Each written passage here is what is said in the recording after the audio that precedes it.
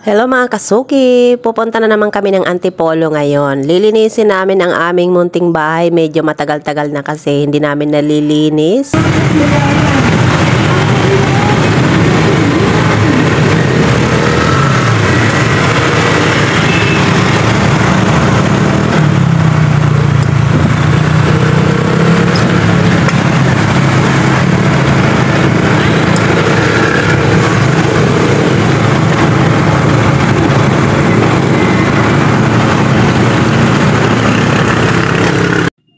At ayan, kung mapapansin nyo ay dalawa lang kami mag-asawa dyan. Hindi namin sinama si Bonso dahil meron siyang pasok sa school.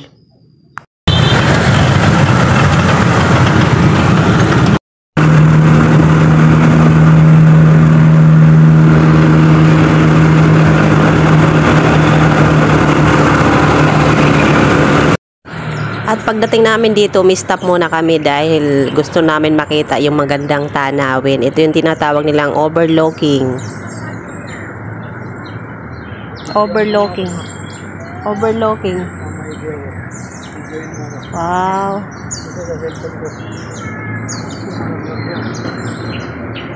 Grabing usok di un banda oh. No, Papa? Grabing usok.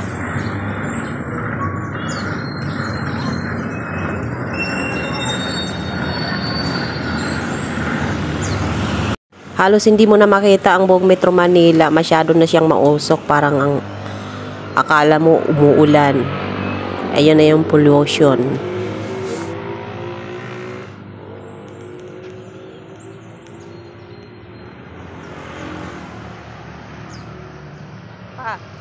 Pa.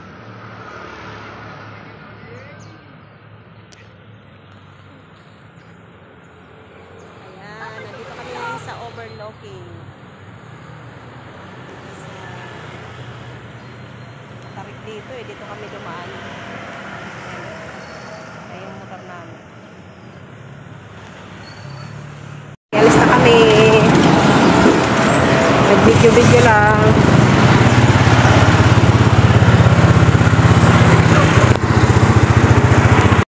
At pagdating dito, nakakita ng mga tools itong asawa ko, stop kami. Akala ko naman bibili. Hindi naman pala bibili at mahal daw.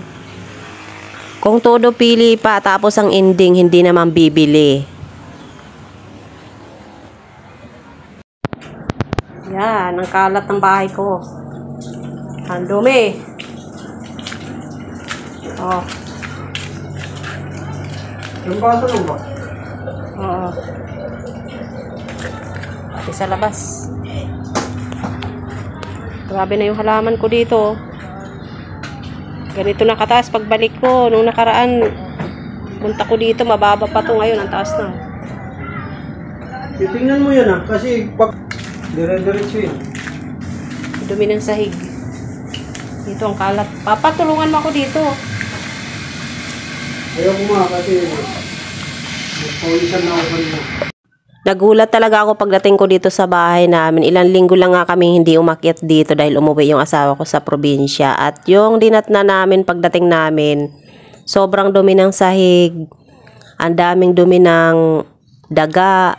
Tapos yung dingding namin puno ng anay. Halos matatanggal na yung mga dingding. At ito namang asawa ko habang magbibihis ng short niya, aba dito pa yata maghuhubad sa harap ng camera. Diyos ko, muntik pa makita ang hindi dapat, charis. Ito naman ang ganap namin pagdating ng gabi kasama yung aking mga kaibigan. Happy muna kami pero kulang kami dyan. Wala yung isa. Matausapan, linggo-linggo tayo dito. Kaso si ate Lunes. Ay di wow, linggo-linggo. At yung aming speaker na gagamitin namin sa pagbibideo kaya ay parang ayaw naman makisama sa amin. Diyos ko, ay kanina pa namin yan inaayos. Hindi maayos-ayos, nalobat pa nga. Yung aming taga-ayos ng sound system, kanina pa ito eh. Kantang-kanta lang ang lahat eh. Hindi pa rin naaayos. Hindi na tayo sa ready pag nag-live. Hello mga kasuki, pauwi na naman nga kami ng Pasig kaya sabi ko nga sa asawa ko ay i-ready na niya yung motor. Kaya lumabas na nga ako at akala ko nga ikakarga ko na nga yung mga daladalahan namin mga gamit. Pero pagtingin ko nga hindi pa nga nakaredy yung motor at inaayos pa nga niya. Meron pa nga daw siyang aayusin dahil may sira daw. Dapat nga ang uwi namin ay medyo maaga-aga pa pero hindi nga natuloy dahil ayan nga inaayos pa nga niya. Pero hindi nga nakontento yan dyan dahil hindi nga niya naayos kaya naman dinala pa talaga niya doon sa nag-aayos. At meron daw siyang ipapa-welding. At nagulat pa nga yan na biglang mapatingin sa akin dahil kinukuhanan ko na naman daw siya ng video nang wala siyang kaalam-alam, charis. At eto nga sa wakas ay natuloy na din yung aming pag-uwi pero ang oras nga niyan ay medyo alas 5 na kaya naman medyo makulimlim na nga at madilim-dilim na nga ang kapaligiran dahil paggabi na nga yan. At mabilis lang din naman yung biyahe namin dahil hindi naman sa lahat ng lugar na dinadaanan namin ay merong traffic. Kung meron man nagta-traffic ay bihira lang naman at mabilis lang din naman natatapos yung traffic.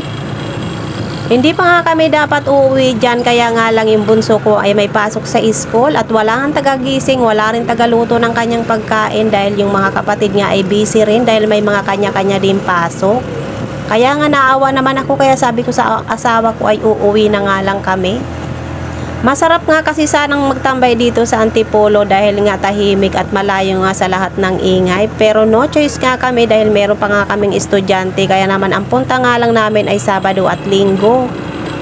Pero minsan nga hindi pa nga namin nasusunod yun ang pagpunta na namin ng Sabado at Linggo dahil syempre busy din at meron din mga dapat ginagawa. Kaya naman pag uwi namin doon ang ending ay napakarumi ng bahay namin. Madalas din talaga nagyayaya ako sa asawa ko papuntang Antipolo para sa ganun nga ay maiba naman yung content ko. Meron kasi ako mga followers at mga viewers na nagsasawa na nga sa paglilinis ko sa loob ng bahay. Ang masasabi ko na lang talaga ay pagpasensyahan nyo na nga dahil ang totoo naman talaga ay nasa bahay lang naman ako kaya wala naman ako ibang magiging content kung hindi yung paglilinis ko. Meron nga kasi ako nabasang comment na walang kwenta nga daw yung vlog ko. Nagwalis lang daw ako ay binidyohan ko na ay sorry naman.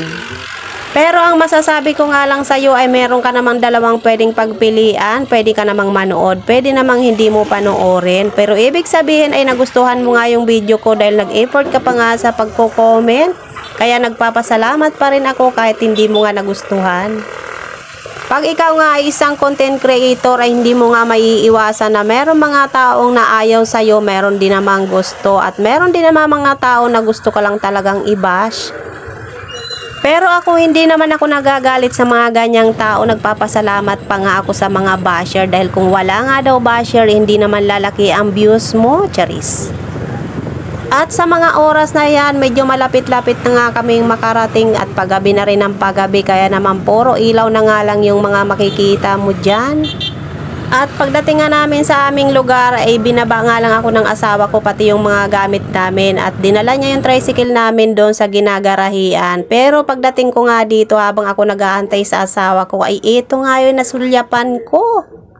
Sobrang dami nga ng tao dyan na padaan-daan dahil nga yan ay terminal ng tricycle. Pero itong si kuya ay hindi nga nahiyang sumayaw-sayaw dyan. Aba, sige lang kuya, anong purpose mo niyan, charis?